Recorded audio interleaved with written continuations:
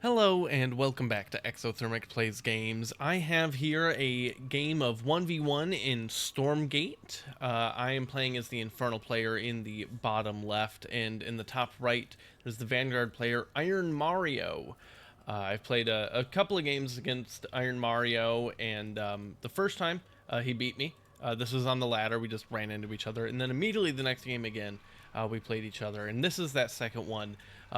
It's pretty interesting, but the point I want to make with this video is I want to break down this macro infernal opener, and then how to adjust it based on what Mario's doing here. So I will say I am not like a top level player in Stormgate. This win got me to Gold League. Spoiler, I win. But so it got me to Gold League, and I've been on, for the most part, a pretty good winning streak. So I think there's more to go. But the opener itself, I grabbed from MSRM, one of the absolute top Infernal players in the world currently in Stormgate.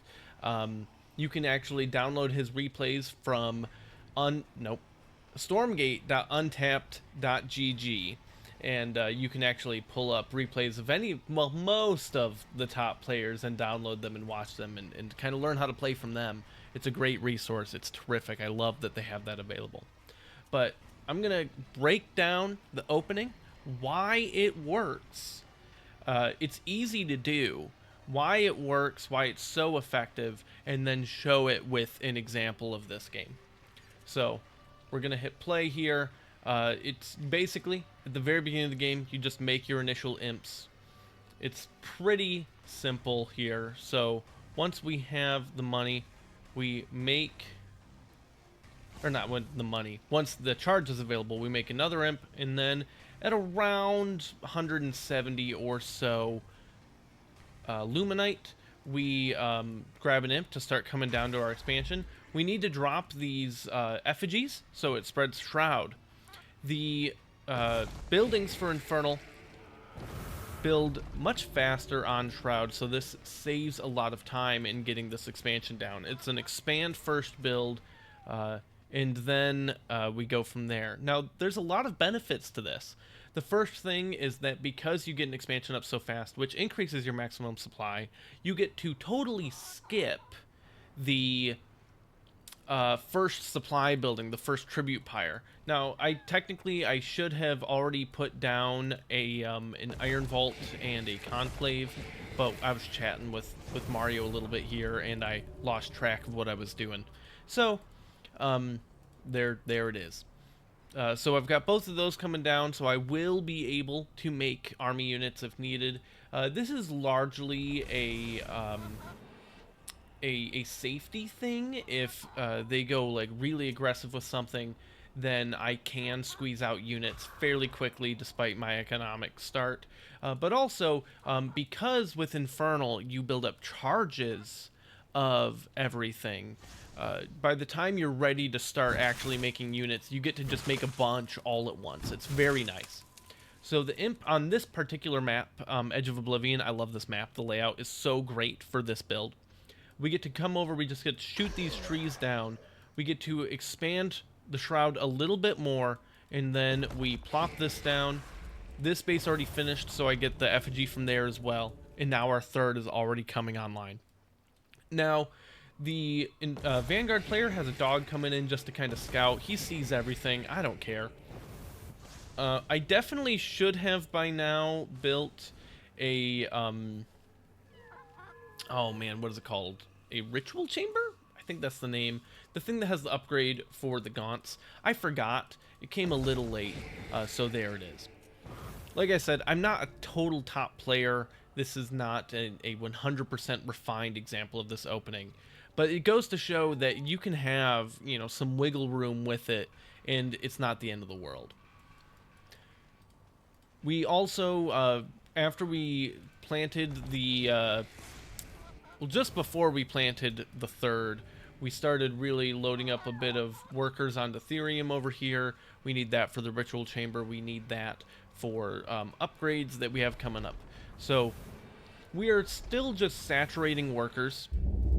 Dimensional rift detected. But once the first Stormgate pops up, that's our cue to start really making army units. I have a couple of things, but nothing super crazy yet. It's just enough to start poking away at this, and soon I'll have more.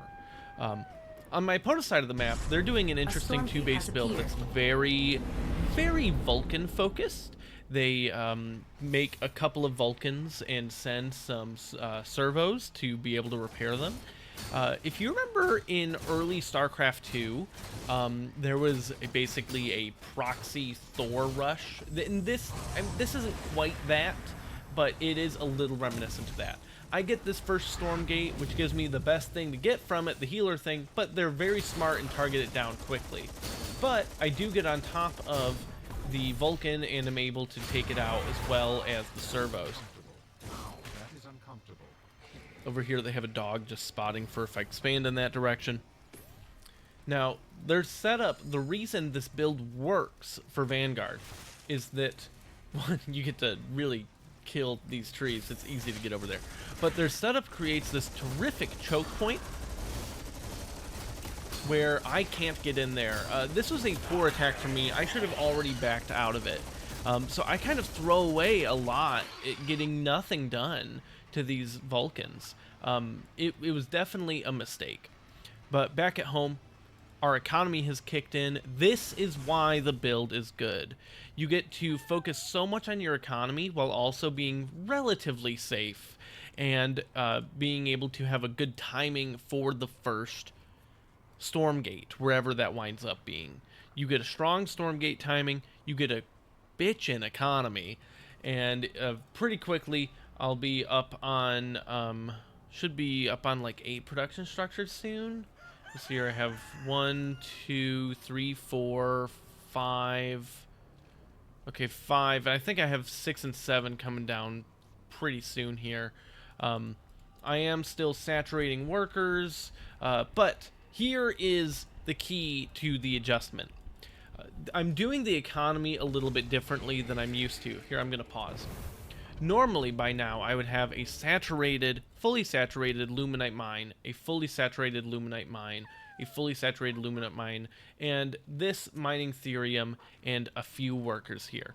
But I have a full 4 here, which this could probably go up to 5 or 6, and then I have 3 right here as well. I'm trying to mine a lot of thorium because I need to spit out magmadons, and I need to spit out weavers. So the magmadons are really tanky. They have 540 health. They're hard to kill, but they do a trample attack that can stun if you have the upgrade, which that's another part of the thorium is I need to get these upgrades. There we go. I have my Hellforge here. I have my Ritual Chamber here. So I'm getting upgrades for my Brutes, for my Gaunts, for my Magmadons. But the Weavers are what actually make this work. I'm going to hit play because we're going to see an example with the Weavers in the not too distant future. But all of the Magmadons and the Weavers cost a lot of thorium. So we're not really making Gaunts much anymore. We want a couple. We want a handful. They're good. Giving curse to get phantasms or phantoms or whatever they're called is really good. But they're just there to spread curse. They die so bad to Vulcans.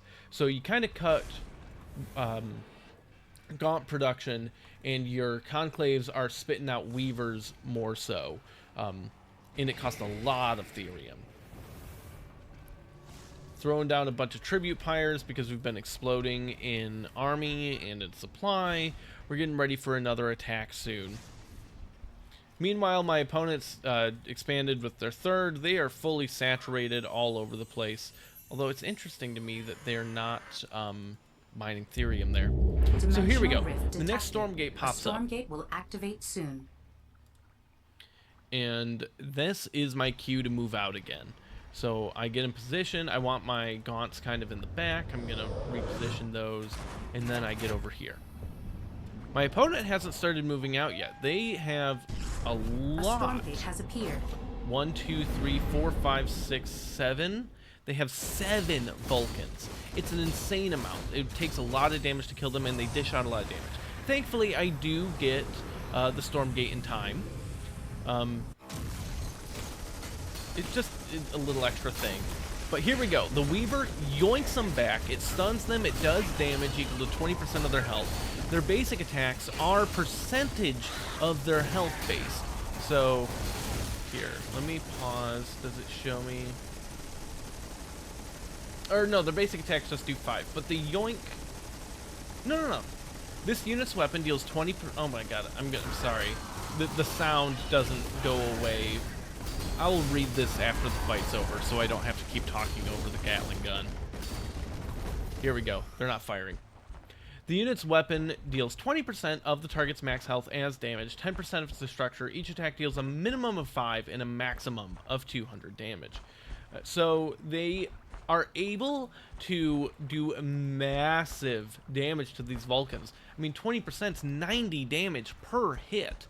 So it's super critical to have these for the grabbing ability and also just whacking stuff. Very good.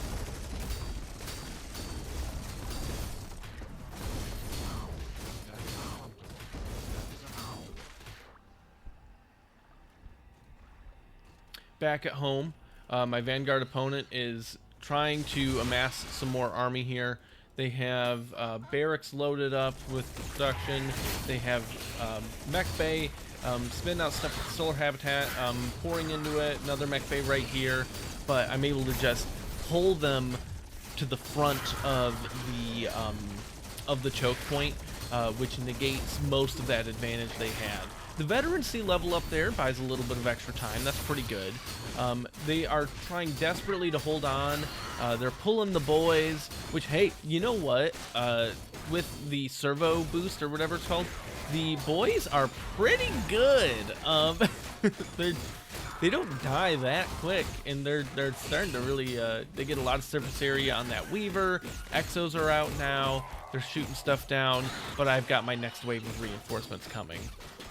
One of the great things about Infernal is that when you throw an army away, you can very frequently just dump energy from your shrines into remaxing the charges on your iron vaults, and you just make more brutes, and you just send them over, and you just keep doing that once you're able to keep the pressure up. It's terrific. So that's how, at least in Gold League, that's how you beat quick Vulcan play as Infernal. I love this macro opener. It feels so good to play. I especially love maps where I expand by killing the trees. I think that's just so cute and so fun. There's the GG. But if you liked this video, if you liked the little explanation of the build, of the units, of the strategy, of the counterplay, definitely let me know in the comments. Give it a like. I'm hoping to do more stuff like this, so if you want to see more of that, you can subscribe.